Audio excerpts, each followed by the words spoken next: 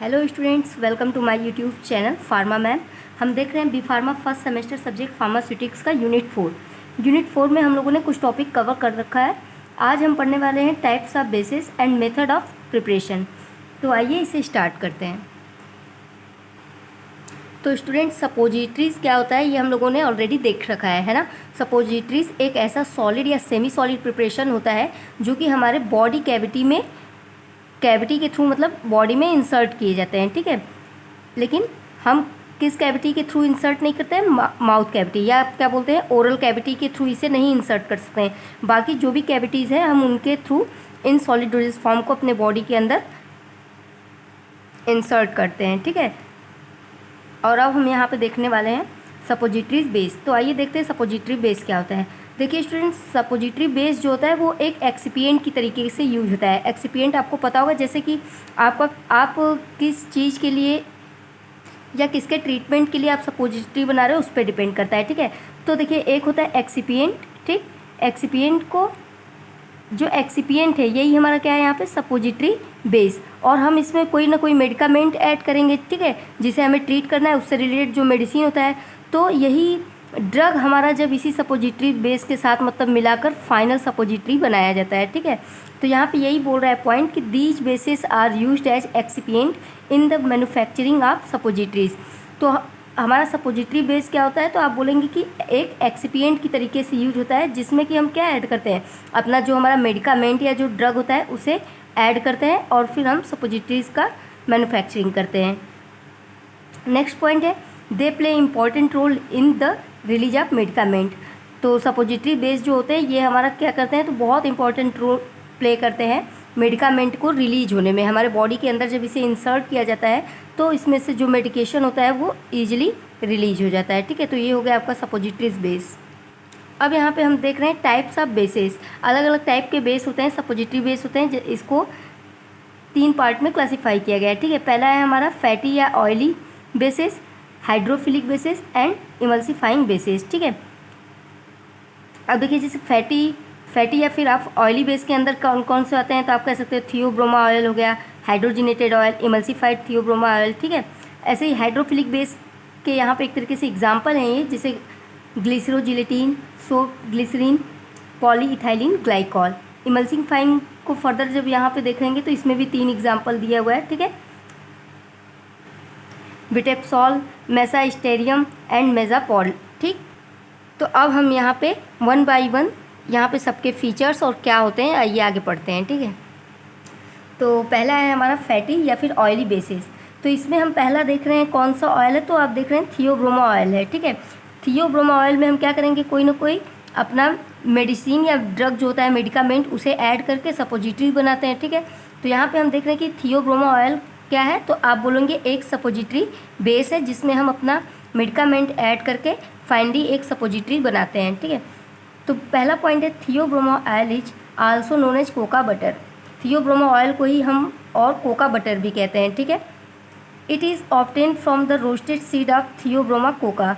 इसे कहाँ से हम लोग पाते हैं, तो आप बताओगे कि जो थियोब्रोमा कोका होता है उसके सीड को रोस्टेड करके वहाँ से इसे निकाला जाता है, ठीक है।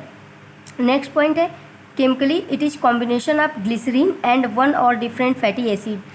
अगर आप देखेंगे कि ये किससे मिल के बना होता है थियोब्रोमा ऑयल, तो आप कहेंगे कि इसमें ग्लिसरीन और डिफरेंट टाइप के फैटी एसिड पाए जाते हैं, ठीक है।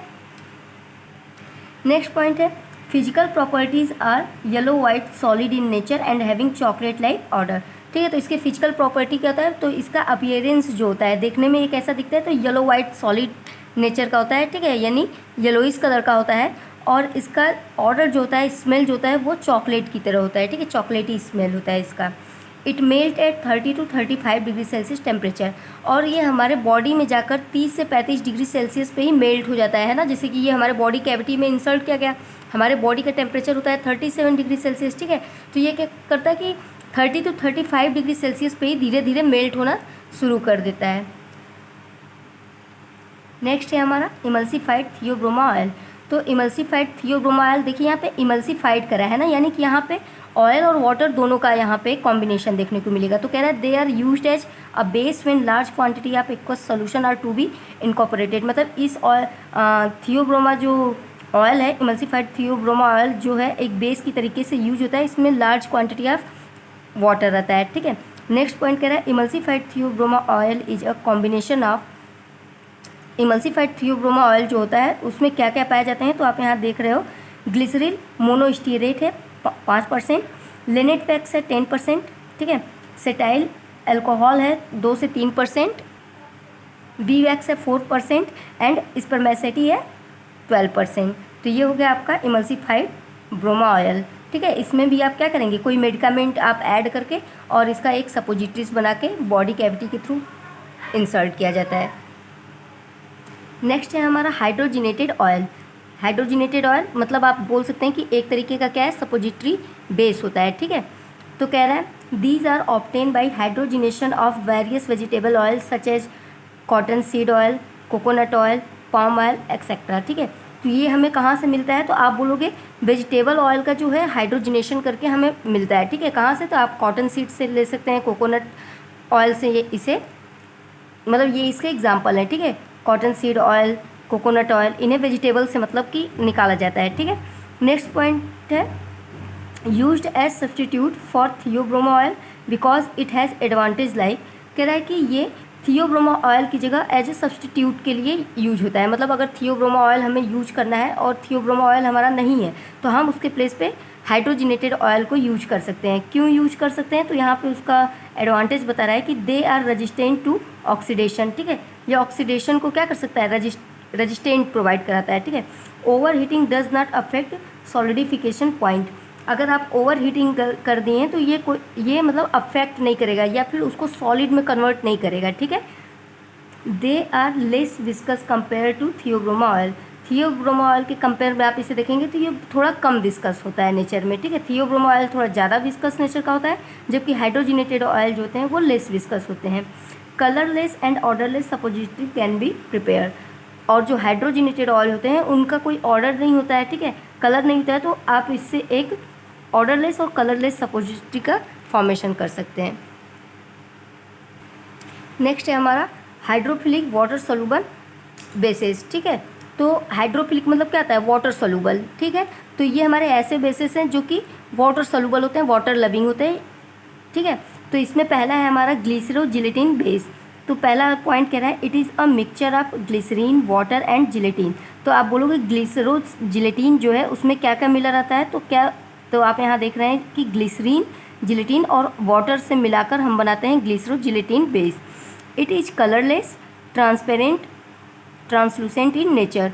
ये कैसा होता है, कलरलेस होता है, या तो ये ट्रांसपेरेंट भी हो सकता है या तो ट्रांसलूसेंट हो सकता है। ट्रांसपेरेंट मतलब जिसमें से लाइट बिल्कुल पूरी तरीके से आर पार चला जा सके, और ट्रांसलूसेंट मीन्स होता है लाइट जो है आर पार जाने में थोड़ा दिक्कत होगा, ठीक है, प्रॉपर नहीं जा पाएगा। तो ये कैसा होता है, तो आप बोलोगे कलरलेस होता है। नेक्स्ट पॉइंट है it is soft to touch like jelly. अगर आप देखेंगे ग्लिसरोजिलेटिन को तो चूँकि देखिए जिलेटिन ही क्या होता है, जेली के जैसा होता है ना, तो उसी का प्रिपरेशन है, तो इसलिए ये कैसा रहता है, जेली लाइक होता है। It melt eight 30 to 35 degree Celsius. देखिए ये भी बॉडी में 30 to 35 डिग्री सेल्सियस पे जाकर अपना मेल्ट होना स्टार्ट कर देता है, ठीक है, क्योंकि हमारा बॉडी टेम्परेचर होता है 37 डिग्री सेल्सियस। तो ये जाता है बॉडी के अंदर, जैसे ही जाएगा ये धीरे धीरे तुरंत स्टार्ट हो जाएगा मेल्ट करना, ताकि वो अपना एक्शन जल्दी से जल्दी दे सके। नेक्स्ट पॉइंट है it is widely use for vaginal suppositories. अगर आप ग्लिसरोजिलेटिन बेस की बात करेंगे तो ये सबसे ज़्यादा कहाँ यूज होता है, तो वेजाइनल सपोजिटरीज बनाने के लिए यूज होता है। इसका ज़्यादा यूज कहाँ है, वेजाइनल सपोजिटरीज प्रिपरेशन में। हाइड्रोफिलिक बेसिस में दूसरा है हमारा सोप ग्लिसरीन सपोजिटरीज बेस। यहाँ पे क्या होता है, तो देखिए ऊपर वाले में क्या था आपका, ग्लिसरोजिलेटिन था, यहाँ पे सोप ग्लिसरीन है, ठीक है। तो it is a mixture of glycerine and soap. दूसरा पॉइंट कह रहा है the gelatin is replaced by sodium stearate in glycerogelatin base. वही कह रहा है कि ऊपर आपने देखा था क्या, ग्लिसरोजिलेटिन में क्या था, ग्लिसरीन था और जिलेटिन था। अब यहाँ पे क्या हो जाएगा कि आपका जिलेटिन हटाकर यहाँ पे सोप का आ जाएगा, ठीक है। तो it is a combination of glycerine and soap. Next point कह रहा है this makes the base sufficiently hard. तो यहाँ पे जब सोप ग्लिसरीन से मिक्स करके आप बेस बनाएंगे तो ये क्या कर देता है, जो बेस हमारा प्रिपेयर होगा पूरी तरीके से तो ये हार्ड नेचर का होता है, ठीक है। They are hygroscopic in nature. ये कैसे होते हैं? तो हाइग्रोस्कोपिक नेचर के होते हैं, ठीक है। नेक्स्ट है हमारा polyethylene glycol. They are also known as polyglycol. हम इसे और क्या बोलते हैं? तो आप बोल सकते हैं पॉलीग्लाइकॉल बोलते हैं। They are chemically stable. ये केमिकली स्टेबल होते हैं, नॉन इरिटेंट इन नेचर, ठीक है। इनका नेचर नॉन इरिटेंट होता है। Dissolve slowly in body fluid. और हमारे बॉडी फ्लूइड में क्या करते हैं? ये धीरे धीरे डिजॉल्व होते हैं। नेक्स्ट है हमारा emulsifying fine bases. Third type of suppository base है, ठीक है। इमल्सिंग फाइन बेसिस यानी कि ये इमल्सीफायर नेचर का होता है। इमल्सीफायर क्या होता है बताइए? इमल्सीफायर क्या होता है? तो आप जानते हैं इमल्सीफायर का काम क्या होता है? वाटर एंड ऑयल, अगर दो इमिसिबल लिक्विड है तो इमल्सीफायर आप ऐड करके इनको मिसिबल बना सकते हैं, ठीक है। तो ये कैसे होते हैं? तो ये थोड़े थोड़े इमल्सीफाइंग नेचर के होते हैं। इसमें आपका पहला है विडेप्सॉल, जिसमें कि पहला पॉइंट आपका बोल रहा है it is triglyceride of saturated vegetable fatty acid with Easter. इसमें क्या होता है? तो आप यहाँ पे देख रहे हैं it is triglyceride of saturated fatty acid, ठीक है। इसमें फैटी एसिड होते हैं और ईस्टर होता है, ठीक है। ये दोनों मिलके क्या करते हैं? आपका विडेप्सॉल का फॉर्मेशन करते हैं। नेक्स्ट पॉइंट है should not be cooled rapidly because it may lead to brittle suppositories. इसको जो है कि बहुत जल्दी से ठंडा नहीं किया जाता है, ठीक है। ऐसा नहीं कि सडन आप इसे कूल कर दें, ठीक है। अगर सडनली इसे लो टेम्परेचर पर रखेंगे, कूलिंग के लिए रखेंगे, तो इनके अंदर क्या हो जाता है? ये सपोजिटरीज जो होते हैं वो ब्रिटल होने लगेंगे। ब्रिटल मतलब टूटने लगते हैं, ठीक है। इनमें मतलब कि आप ऐसे देखो दरार सा आने लगेगा, ठीक है। तो इसीलिए इसको डायरेक्टली कूल टेम्परेचर पे नहीं रखा जाता या डायरेक्टली कूल नहीं किया जाता है। दे आर नॉन इरिटेंट, और ये नॉन इरिटेंट होते हैं। नेक्स्ट है हमारा मेजास्टेरियम। ये क्या होता है? तो कह रहा है it is mixture of mono di and triglyceride of saturated fatty acid, ठीक है। इसमें सैचुरेटेड फैटी एसिड जो होते हैं उसके मोनोडाई और ट्राइग्लिसराइड होते हैं, ठीक है। मतलब मोनोडाई एंड ट्राइग्लिसराइड के ये सैचुरेटेड फैटी एसिड के फॉर्म में पाया जाता है। It is white, almost odourless and tasteless solid. ये देखने में कैसा होता है? आप कह सकते हो वाइट, या फिर बोल सकते हैं कि कलरलेस ही होता है, ठीक है। एंड टेस्टलेस भी होता है, ठीक। नेक्स्ट पॉइंट है it has melting point of 33.5 to 35.5। इसका भी मेल्टिंग पॉइंट जो होता है वो 33 टू 35 आप बोल सकते हो कि रहता है, ताकि बॉडी में जाके ईजिली अब वहाँ पे मेल्ट होना स्टार्ट कर दे। नेक्स्ट हमारा मेसोपोल।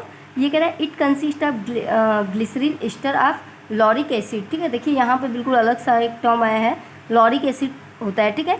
Consist of glycerine ester of lauric acid and small amount of glycerin monostearate has been added to improve its water absorbing capacity. और इसमें बहुत ही कम अमाउंट में जो है ग्लिसरीन मोनोस्टीरेट ऐड किया जाता है, ताकि वो क्या कर सके? वाटर एब्जॉर्बिंग कैपेसिटी को इम्प्रूव कर सके, ठीक है। अगर वाटर है तो उसे एब्जॉर्ब कर सके। तो ये थे स्टूडेंट्स आपके types of suppositories base, okay. और अब हम देखेंगे method of preparation of suppositories, कि सपोजिटरीज बनाए कैसे जाते हैं। ये तो हमें पता चल गया कि कोई मेडिकामेंट में सपोजिटरी बेस ऐड करेंगे और उससे हम सपोजिटरीज को अलग अलग शेप देके बना लेंगे, ठीक है। लेकिन इनका कोई ना कोई तरीका होता होगा कैसे बनाएंगे, ठीक है। तो यहाँ पे हम वही तरीकों को, मेथड्स को यहाँ पे हम लोग देखेंगे। तो बोल रहा है suppositories are generally prepared by 3 method. Generally 3 method के द्वारा बनाया जाता है। पहला है hand rolling method, cold compression method and hot process, ठीक है। तो 1 बाय 1 अब हम इन तीनों मेथड्स को आइए देखते हैं। तो पहला है स्टूडेंट्स हमारा hand rolling method. Hand rolling method से आपको ऐसा लग रहा होगा खुद भी कि इसमें हैंड से रोल किया जाता होगा, ठीक है। जैसे आटे का लोई बनाते हैं ना, ठीक है, रोटी बनाने के लिए, तो कुछ उसी तरीके का प्रोसेस होगा हैंड रोलिंग मेथड में। तो आइए देखते हैं कि कैसे बनाते हैं।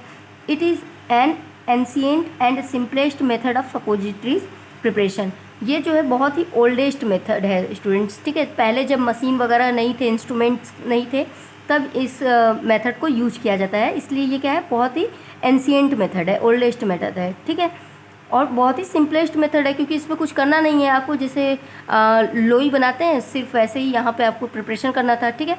नेक्स्ट पॉइंट कह रहा है in this method firstly we mix the drug with suppositories base by using mortar pestle. तो अच्छा, इस मेथड में क्या होता है कि हम पहले एक मोर्टार पेस्टल लेंगे, ठीक है, मोर्टार और पेस्टल लेंगे, ठीक है। और क्या कह रहा है कि हम इसमें मिक्स करेंगे किसको, ड्रग को और सपोजिटरीज बेस को। इधर से हम इसमें ड्रग ऐड किए और इधर से हमने ऐड किया सपोजिटरी बेस, ठीक। तो यही ड्रग और सपोजिटरी बेस जब इसमें ऐड करके इसको क्या करेंगे, मोर्टार पेस्टल के थ्रू इसे मिक्स कर लेंगे अच्छे से, ठीक है। Now suppositories base is rolled and then desire shape is given with hand. अब क्या होगा, सपोजिटरी बेस को रोल कर लेते हैं, ठीक है, जैसे आटे गूँथ कर उसको रोल करके फिर उसमें से जब पूड़ी वगैरह बनाना हो तो क्या छोटा छोटा लोई हम लोग पहले काट लेते हैं, फिर उसको एक शेप दे के बेलना स्टार्ट करते हैं, ठीक है। तो यहाँ पे भी वही कहना है कि पहले सपोजिटरी बेस का अब जो ये प्रिपरेशन हुआ है उसे अब रोल कर लेंगे और फिर हम धीरे धीरे इनको डिजायर्ड शेप में हाथ से करेंगे, ठीक है, मतलब कि हाथ से ऐसे रोल कर करके इसको डिजायर्ड शेप देंगे, जितना बड़ा हमें साइज़ चाहिए और जैसा इसका शेप चाहिए वैसा करेंगे। नेक्स्ट पॉइंट है, but it is very time consuming and rarely used nowadays. लेकिन ये क्या है कि बहुत टाइम कंज्यूमिंग है ना, और ये क्या होता है बहुत रेयरली यूज होता है इस दिनों में, क्योंकि अब तो एक से बढ़ के एक मशीन इंस्ट्रूमेंट आ गए हैं स्टूडेंट, इसलिए अब इसका यूज इस ज़माने में क्या है बहुत कम है इस टाइम पे, ठीक है। नेक्स्ट पॉइंट है आपका, it have disadvantage like direct contact of doses form with naked hand, so more chance of contamination. अब देखिए इसका एक डिसएडवांटेज है कि हम लोग पहले क्या करते थे, मतलब हैंड से ही यहाँ पे रोल कर रहे हैं, है ना, तो हैंड में हमारे कितने ज़्यादा कंटामिनेशन होंगे, बहुत से माइक्रो ऑर्गेनिज्म होंगे, बहुत सी गंदगियाँ रहती हैं। अब हम उस सपोजिटरीज़ को बना रहे हैं और वही सपोजिटरीज हमारे बॉडी कैविटी में अगर इंसर्ट की जाएगी तो देखिए कितना ज़्यादा क्या करेगा, हार्मफुल इफेक्ट्स को करा सकता है, ठीक है। तो यहाँ पे बहुत ज़्यादा कंटामिनेशन के चांसेस होते हैं, इसलिए इसका हैंड रोलिंग मेथड का यूज अब बहुत कम होता है। पहला तो ये है कि टाइम कंज्यूमिंग बहुत है ना, और अब क्या हो गया है एक से बढ़ के एक इंस्ट्रूमेंट मशीन आ चुके हैं, ठीक है, और चूँकि इसमें कंटामिनेशन का चांस भी होता था इसलिए अब ये बहुत कम यूज किया जाता है। नेक्स्ट मेथड है हमारा कोल्ड कंप्रेशन मेथड। तो यहाँ पे आइए देखते हैं, तो बोल रहा है it is also known as compression moulding method. इसे हम और भी क्या बोलते हैं, तो कंप्रेशन मोल्डिंग मेथड भी बोलते हैं। It is cold method so not heat required. देखिए यहाँ पे चूँकि नाम में ही आ जा रहा है कोल्ड कंप्रेशन मेथड, तो यहाँ पे हमें कैसा कोल्ड मेथड है ना, इसलिए हमें हीट की ज़रूरत नहीं होती है। It is prepared in compression machine, और इसको कैसे बनाया जाता है, किसमें बनाया जाता है, तो आप बोलोगे कंप्रेशन मशीन में बनाया जाता है। देखिए इसके नाम में ही आप दो पॉइंट ढूंढ सकते हैं। पहला तो ये कोल्ड मेथड है इसलिए इसे हीट की रिक्वायरमेंट नहीं होती है। दूसरा, जिस मशीन से बनाया जाता है उस मशीन को क्या बोलते हैं, कंप्रेशन मशीन बोलते हैं, ठीक है। तो ये देखिए स्टूडेंट्स यहाँ पे स्ट्रक्चर है मशीन का, ठीक है ना, यही है आपका कंप्रेशन मशीन जो कि सपोजिटरीज बनाने में हेल्प करता है, ठीक है। तो यहाँ पे देखिए इसके पार्ट्स के नाम भी मैंने यहाँ पे शो कर रखे हैं। जैसे ये पार्ट ए है आपका, ये पूरा ऐसे जो बॉक्स जैसा बना हुआ है ये है आपका सिलेंडर, ठीक है। बी आपका है पिस्टन, इस पार्ट को आप बोलते हो पिस्टन। सी पार्ट है आपका प्रिपेयर्ड मास, मतलब कि आप जब सपोजिटरीज मास बना लोगे, कैसे बनाओगे, सपोजिटरी बेस और मेडिकामेंट को मिक्स करके आप यहाँ पे रख लोगे, पूरा मास यहाँ पे रख लोगे, ठीक है। तो वही बोल रहा है कि ये क्या है, प्रिपेयर्ड मास हो गया सी जो है, ठीक है। डी है नैरोइंग ओपनिंग, यहाँ पे नैरोइंग ओपनिंग ये सब दिया है ताकि अभी जब प्रोसेस बताएंगे तो जब ये प्रेशर के साथ इसे नीचे पुश करेगा स्टूडेंट, तो देखिए सपोजिटरीज बनने वाले यहाँ पे चले जाएंगे, कुछ मास इसमें जाएगा जो कि सपोजिटरीज का फॉर्मेशन कर देगा, और जो एक्स्ट्रा रहते हैं वो इधर के थ्रू बाहर से निकल जाते हैं, ठीक है। ई हमारा क्या है, मोल्ड है, ठीक है। यही मोल्ड क्या होता है, मतलब कि मेन साँचे की बात कर रहा है, मोल्ड मतलब साँचा की बात कर रहा है, जिसमें से आपके सपोजिटरीज बेस निकलेंगे जिस शेप के। तो आपके सपोजिटरीज देखिए इसी ये जो दिया हुआ है ई वाला, इसी फॉर्म में बाहर आएंगे, ठीक है। तो इसी को हम बोलते हैं मोल्ड, यानी ये साँचा है, मेन सपोजिटरीज हमारा यहीं से बन के निकलेगा। एफ क्या है, रिटेनिंग स्टॉप प्लेट। देखिए अभी जब तक यहाँ से प्रेशर जब अप्लाई किया जाता है ना, तो ये प्लेट एफ जो है, ये प्लेट इस पर ऐसे रखे रहते हैं ताकि प्रेशर लगने पे ऐसे अपने आप ना गिरे। जब प्रेशर अप्लाई कर लेते हैं, सपोजिटरीज यहाँ पे फॉर्म हो जाता है, तब इस प्लेट को खिसका के हटा देते हैं ताकि सपोजिटरीज यहाँ से हमें नीचे मिल जाए, ठीक है। तो अभी प्रोसेस में हम इसे अच्छे से समझेंगे। पहले आप इस पार्ट को समझ लीजिए, इस मशीन को समझ लीजिए। तो ये मशीन हमारा क्या होगा, कंप्रेशन मशीन। अगर आप सिंपल इसको समझना चाहें ना, तो आपने कभी जैसे कि हलवाई को दुकान पे नमकीन बनाते हुए देखा है, नमकीन ऐसे ऐसे करके वो निकालते हैं ना, तो उसका शेप देखा करिए, उसमें नीचे उस जो होता है उनके पास जिस पे वो बेसन रख के ऐसे ऐसे करते हैं, बिल्कुल, ठीक है। तो वैसे ही सेम होता है, जैसे ऊपर से हाथ से क्या करते हैं, एक तरीके से प्रेशर अप्लाई करते हैं, यानी कंप्रेस करते हैं उसको, और नीचे से क्या होता है, नमकीन जो होता है गिरता है ऑयल में, ठीक है ना। तो कुछ उसी तरीके से है कि जैसा शेप रहेगा, ऊपर से ऐसे प्रेशर डालेंगे और नीचे से ये क्या होगा, यहाँ पे सपोजिटरीज हमारा निकलता रहेगा, ठीक है। या फिर आप पहले के सेवैयाँ वाला मशीन जो होता था, अगर आप वहाँ पे देखें तो सेम वही यहाँ पे प्रिंसिपल अप्लाई होगा। ठीक है, अब यहाँ पे हम इसका एक बार प्रोसीजर देख लेते हैं। पहला पॉइंट है हमारा, firstly mix the drug with base and prepare suppositories mass. सबसे पहले तो आपको क्या करना होगा कि जो ड्रग है उसको हम बेस के साथ मिक्स करेंगे और सपोजिटरीज मास बनाएंगे, ढेर सारा इकट्ठा कर लेंगे। ठीक है, फिर क्या करेंगे, now fill this suppositories mass in cylinder. ठीक है, फिर हम क्या करेंगे, कह रहा है सपोजिटरीज मास जो है उसे कहाँ फिल करेंगे, सिलेंडर में, यानी मशीन का जो पार्ट ए है ना उसी को सिलेंडर का है। अगर हम इसे करते हुए चले तो देखिए ऐसे होगा कुछ। देखिए पहला क्या कह रहा है, पहला पॉइंट आपका कहता है ड्रग विद बेस है ना, मिक्स करना है, मतलब यानी मोर्टार पेस्टल या बहुत ज़्यादा क्वांटिटी में बनाना है तो आप कोई बड़ा सा पॉट लेंगे और इसमें क्या करेंगे, ड्रग लेंगे है ना, जो मेडिकामेंट यूज होना है वो ड्रग, और यहाँ पे आप लोगों सपोजिटरीज बेस, अभी अलग अलग टाइप के आप पढ़े हो है ना, हाइड्रोजनेटेड था, ठीक है, फैटी था, ठीक है, तो किसी भी तरीके का आपको यहाँ पे बेस लेना है और मेडिकामेंट लेके इनको क्या करना है, मिक्स कर देना है। ठीक है, और ये जो बना है इसी को हम लोग यहाँ पे बोल रहे हैं सपोजिटरीज मास। ठीक है, ये बन गया आपका सपोजिटरी मास। ठीक, अब नेक्स्ट पॉइंट बोल रहा है now fill this suppository mass in cylinder. अब देख रहे हैं आप मशीन कैसा है, कुछ इस तरीके का है। ठीक है, सिलेंडर शेप में कुछ इस तरीके का है। अब इसमें आपको यहाँ पे क्या कर देना है, सपोजिटरी मास जो आप बनाए हो स्टूडेंट्स उसको यहाँ पे फिल कर देना है। ठीक है, नेक्स्ट पॉइंट कह रहा है now pressure is applied on prepare suppository mass by piston. अब आप देख रहे थे यहाँ पे कि ऊपर एक पिस्टन लगा हुआ था है ना, पिस्टन लगा हुआ है, तो ये क्या करेगा, इसको जब आप नीचे ऐसे इसको दबाना है, पुश करोगे तो ये क्या होगा, ये नीचे साइड आता जाएगा है ना, ये नीचे आता जाएगा। ठीक, अब यहाँ पे आप देख रहे थे कि यहीं पे शेप बना हुआ है, सपोजिटरीज का शेप देने के लिए बना हुआ था। ठीक है, ऐसे रफली बिल्कुल मैं बता रही हूँ। अब ये अब देखिए जब आप यहाँ पे प्रेशर अप्लाई करोगे स्टूडेंट तो यहाँ पे ओपनिंग होती है। ठीक है, तो इसी के थ्रू ये जो मास था इनमें क्या हो जाएगा, आ जाएगा है ना, इसी में आ जाएगा। ठीक, और एक डिजायर शेप यहाँ से पाते हुए क्या करेगा, यहाँ पे जो नीचे लगा रहता है आपका स्टॉप प्लेट लगा रहता है, इसी को अब आप रिमूव करके यहाँ से आप कलेक्ट करते जाओगे। तो कुछ इस तरीके से प्रोसेस है। ठीक, suppository mass is filled in mould, तो वही सपोजिटरी मास को जब आप यहाँ पे पिस्टन से प्रेशर दोगे तो यही मोल्ड जो है इसी को मोल्ड बोलते हैं। ठीक है, ये है आपका मोल्ड, इसी में क्या हो जाएगा, भर जाएगा, और फिर ये आप यहाँ से इस प्लेट को रिमूव करके सपोजिटरी को कलेक्ट कर सकते हैं। Now remove the stop plate and collect the prepared suppositories. ठीक है स्टूडेंट, होप कि इसे भी अच्छे से समझ गए होंगे आप। लास्ट मेथड है हॉट प्रोसेस। ठीक है, तो अब यहाँ पे देख रहे हैं कह रहा है in this method heat is use to melt bases. देखिए पहला वो जो था वो कोल्ड कंप्रेशन था, यानी कि वहाँ पे हीट की ज़रूरत नहीं थी और कंप्रेस किया जा रहा था, प्रेशर दिया जाता है ना।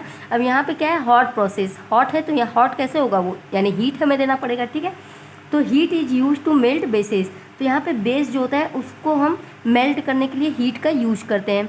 This method is not suitable for heat sensitive suppositories base. अब देखिए इस मेथड से हम उस सपोजिटरीज को नहीं बना सकते हैं ना जो कि मतलब हीट सेंसिटिव हो। ठीक है, मतलब हीट देने पे हो सकता है कि उसमें का ड्रग मेडिकामेंट या जो बेस हमने यूज किया है वो किसी तरीके से डिस्ट्रॉय हो जाए। ठीक है, तो हम लोग हीट सेंसिटिव सपोजिटरीज बेस को बनाने के लिए इस मेथड का यूज़ नहीं करते हैं। It is prepared by suppositories moulding machine. इसे हम जिस मशीन से बनाते हैं उसका नाम है सपोजिटरी मोल्डिंग मशीन। ठीक है, तो आइए देखते हैं क्या होता है। तो देखिए यहाँ पे मैंने डायग्राम बनाया है सपोजिटरी मोल्ड का। ठीक है, ये एक मशीन होता है, देखो इसको बिल्कुल आप कैसे कंपेयर कर सकते हो, गुजिया वाला आप देखिए जब घर पे मम्मी लोग गुजिया बनाती हैं तो उसका शेप देने के लिए क्या करती हैं, एक रहता है ना ऐसे ढक्कन टाइप का, इस पर आप मैदा रखते हो, फिर इसको ऐसे बंद करके जब यहाँ से प्रेस करते हो तो गुजिया अपना शेप दे देता है। ठीक उसी तरीके से ये भी मशीन हमारा यूज होता है। ठीक है, यहाँ पे क्या करते हैं, आप यहाँ पे देख रहे हो ये जो है इसके थ्रू हम क्या करते हैं, इसे जब रोटेट करते हैं स्टूडेंट तो ये क्या होता है, ये खुल जाता है। ठीक है, ये इधर साइड खींचा जाएगा और ये इधर साइड खींचा जाएगा। फिर जो हम सपोजिटरीज मास बनाए रहते हैं, ठीक है, उसको इस मशीन के अंदर फिल करके फिर इसे हम क्या कर देंगे, बंद कर देंगे। तो ये क्या होगा कि प्रेशर के साथ उसे बिल्कुल इसमें जो ये गैप दिया हुआ है इसमें सपोजिटरीज फॉर्म हो जाता है। ठीक है, इसमें एक डिजायर्ड शेप टाइप का दिया रहेगा, उसी शेप में आपका सपोजिटरीज मास बन जाता है। फिर जब कुछ देर बाद हम इसे फिर से ओपन करके इसमें से सपोजिटरीज मास को अलग कर लेंगे। ठीक है, तो यहाँ पे इसका एक बार प्रोसीजर देख लेते हैं। प्रोसीजर देखने से पहले एक बार इस मशीन के बारे में देख लेते हैं स्टूडेंट। ठीक है, यानी सपोजिटरी मोल्डिंग मशीन कैसा होता है। तो क्या कह रहा है, suppository moulds are generally made of copper, stainless steel, aluminium और प्लास्टिक। तो जो ये मशीन होता है वो किसका बना होता है, कॉपर का, चाहे स्टेनलेस स्टील या फिर एल्युमिनियम का बना होता है। They are available in various shape and size. ये जो है अलग अलग शेप और अलग अलग साइज के में मतलब ये पाए जाते हैं, ठीक है। Small moulds are capable of producing 6 to 12 suppositories in a single operation. अगर छोटे लेवल का ये मशीन है तो उसमें कम से कम 6 से 12 सपोजिटरीज बन सकते हैं, ठीक है। नेक्स्ट पॉइंट है, industrial mould produce 100 of suppositories from a single batch. और अगर इंडस्ट्रियल लेवल पर देखें तो ये कम से कम 100 सपोजिटरीज का एक बैच बनाता है, ठीक है। नेक्स्ट पॉइंट है, lubricants should be applied before placing suppositories to not get stick on their wall। तो जब भी हम इसे बनाने से पहले जब इस मशीन को ओपन करते हैं तो जो अंदर का पार्ट आएगा तो वहाँ पे आपको कोई ना कोई लुब्रिकेंट यूज करना होता है, ताकि आप जब इस पर मास डालें तो वो उसमें स्टिक न कर जाए, है ना, चिपक न जाए, ईजिली छूट जाए। इसलिए वहाँ पे क्या करते हैं, कोई ना कोई अंदर साइड लुब्रिकेशन हम वहाँ पे ऐड करते हैं, ठीक है। तो ये पॉइंट्स थे। अब हम यहाँ पे प्रोसीजर देख लेते हैं। तो प्रोसीजर में पहला पॉइंट है, clean and lubricate the mould. जो मशीन है हमारा तो उसके अंदर के जो पार्ट्स हैं जहाँ पे शेप आएगा, है ना, साँचे वाला एरिया, वह उसको क्या करेंगे, अच्छे से क्लीन करेंगे और वहाँ पे कोई ना कोई लुब्रिकेशन वाले वहाँ पे मटेरियल को लगाएंगे, है ना, लुब्रिकेट करेंगे उसे, ठीक है। नेक्स्ट पॉइंट कह रहा है, melt the suppositories base using heat. फिर जो हमारा सपोजिटरी बेस है उसे थोड़ा सा हीट दे के हम उसे हल्का सा क्या करेंगे, मेल्ट करेंगे। नेक्स्ट है, add the powdered medicament to the base and mix well and heat for few minute. अब इसमें क्या करेंगे कि सपोजिटरी बेस को जब हम लोग हीट दे के थोड़ा सा मेल्ट कर दिए तो अब उसमें मेडिकामेंट जो है हमारा यूज करेंगे, ठीक है, उसमें ऐड करेंगे, ड्रग को मिलाएंगे और उसको थोड़ी देर के लिए क्या करेंगे, फिर से हीट करेंगे। After that pour the melted mass into cavity of mould and keep for cooling. और कुछ देर के लिए उसे क्या करेंगे, फिर उसे हम कहाँ क्या करेंगे, पोर करेंगे, ठीक है, अपने मोल्ड में उसे पोर करेंगे और कुछ देर के लिए उसे ठंडा होने के लिए रख देंगे, ठीक है। Open the mould and collect the suppositories. और जब ठंडा हो जाएगा स्टूडेंट्स तो उसमें वो उस साँचे के अंदर, उस मोल्ड के अंदर आप देखेंगे तो सपोजिटरीज का आपका फॉर्मेशन हो जाएगा और आप उसे फिर कलेक्ट कर सकते हैं, ठीक है स्टूडेंट्स। होप कि आपको टॉपिक समझ में आ गया होगा। सॉरी, थोड़ा सा लाइट प्रॉब्लम हो गया यहाँ पे। अब आप इनका जल्दी जल्दी स्क्रीनशॉट ले लीजिए।